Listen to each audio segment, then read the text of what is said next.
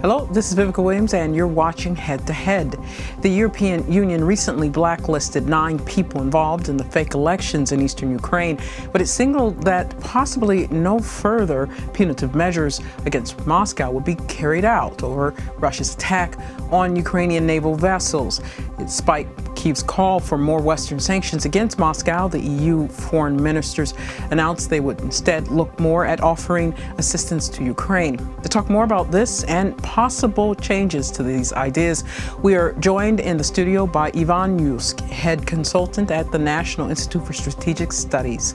Ivan, thank you for being with us. Hello.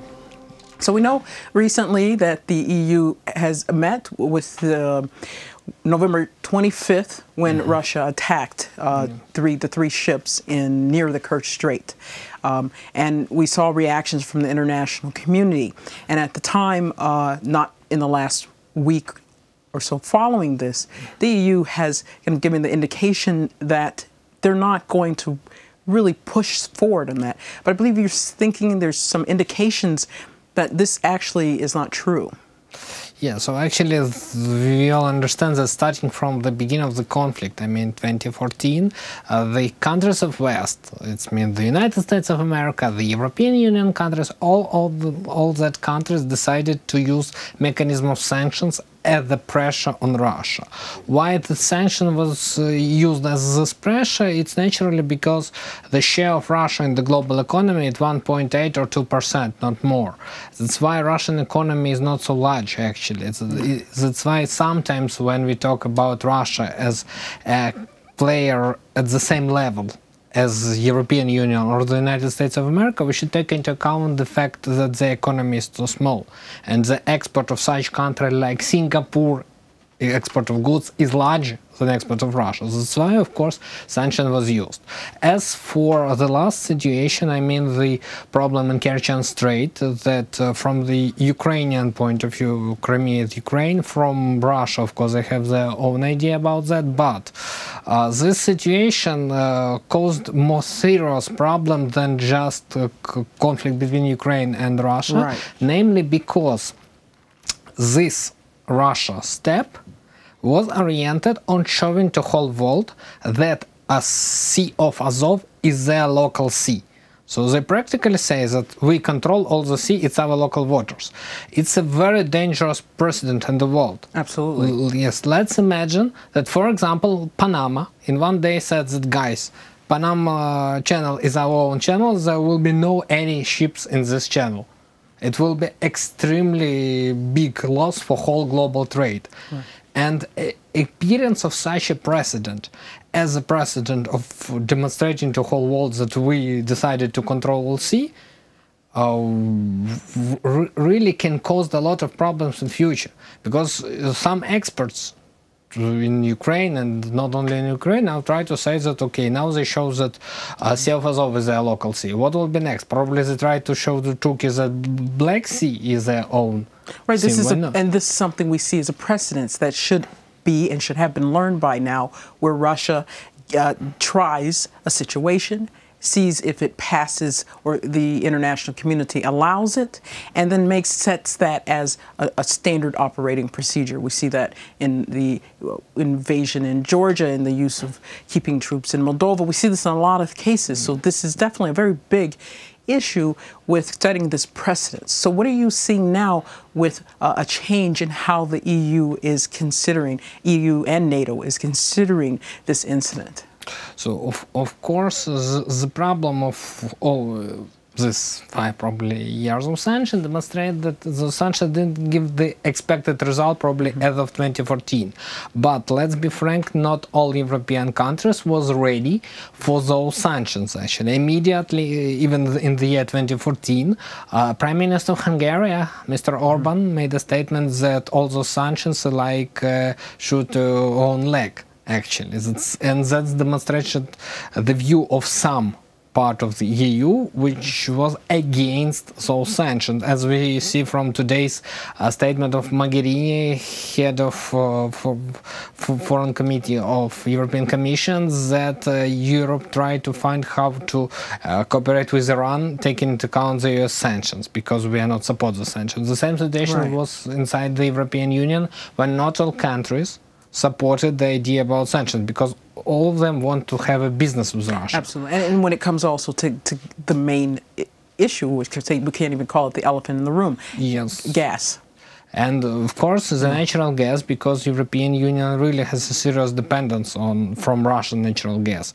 And the United States of America understands that. That's why they're trying to push for their liquefied gas. On ideas, furthermore, there is such a version that one of the reasons of the start of the conflict in Donbas, I try to remind that it happened in 2014, not near to Lugansk or Donetsk. It happened near to Slaviansk.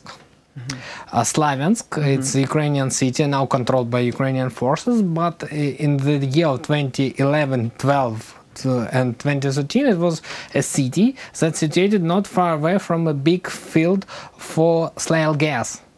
And according to some plans of become global companies like Shell, they should extract this gas, and in case of successful operation, and a lot of experts said that it will be successful, Ukraine received a lot of gas, and that gas could go to Europe. When also it would definitely set up Ukraine for more independence from Russia when it comes to developing. Ukraine can turn from importer of natural gas to exporter. Of course, we will hardly imagine that Ukraine sells the natural gas to Russia. That's why, of course, we can export this natural gas to European Union. But if Ukraine start to do that, it means that we will compete with Russia. Russia was not glad. That's why one of the versions that they start operation near to Slaviansk, just for making this territory very dangerous for any business, because we've had now it's hard to imagine that some company, especially global giant like Shell, try to drill some so close to this area, taking into account some potential minefields and so on.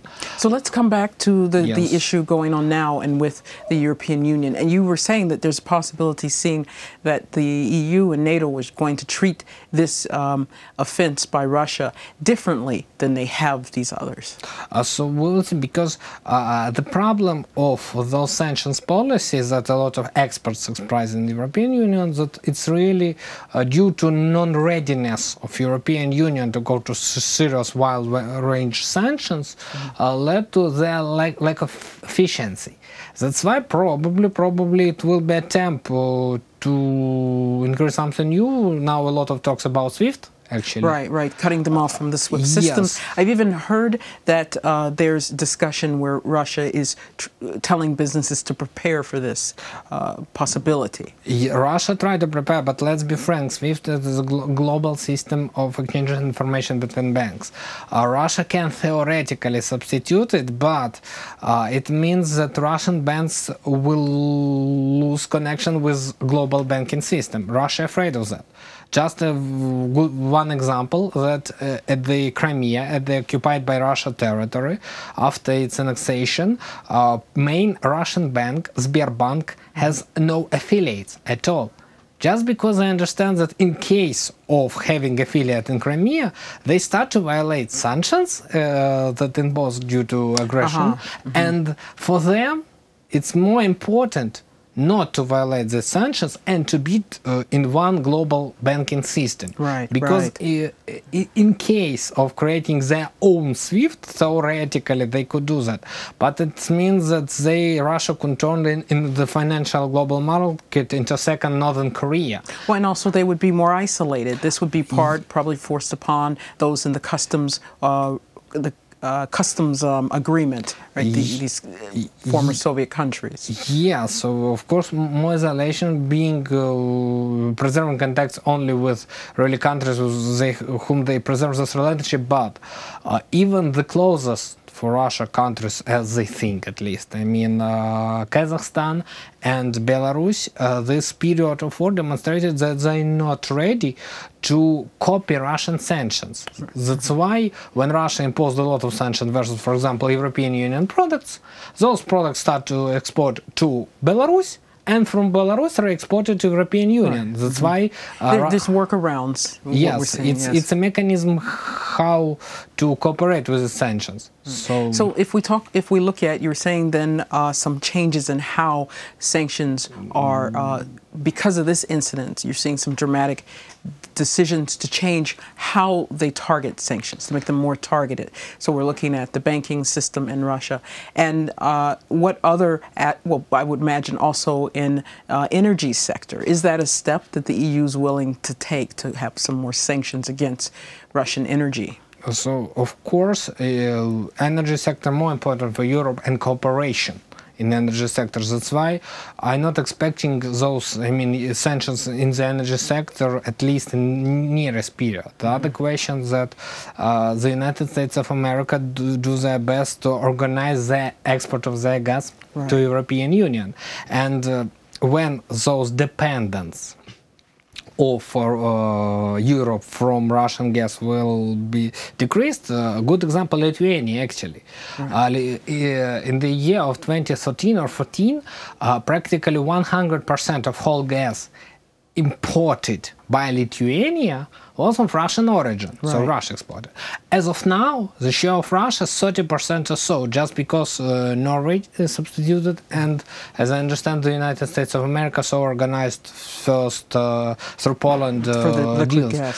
It means that if this process will go on, and we understand that there are a lot of reasons why it should go on. In Europe, dependence on Russia will be not so large. I couldn't say that it will be absolutely equal to zero. But it is possible for Europe to pull away and find other sources. The U.S. is trying to come forward. They're building more pipelines. What do you see that this says for Nord Stream 2?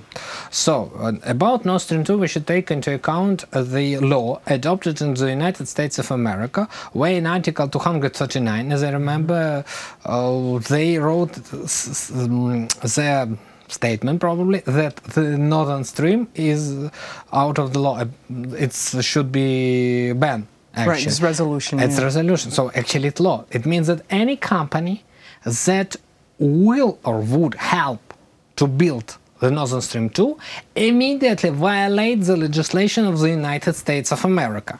And of course it means responsibility.